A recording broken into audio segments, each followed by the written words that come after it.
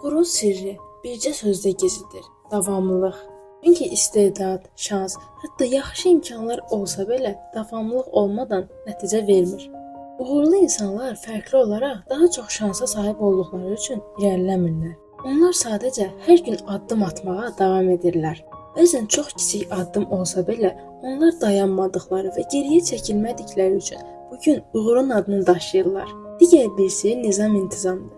Heç kim motivasiyalı qalmaqla uğur qazanmır. Motivasiya gəlir, gedir, amma nizam-intizam isə səni gündəlik işinə bağlayan ən güclü silahdır.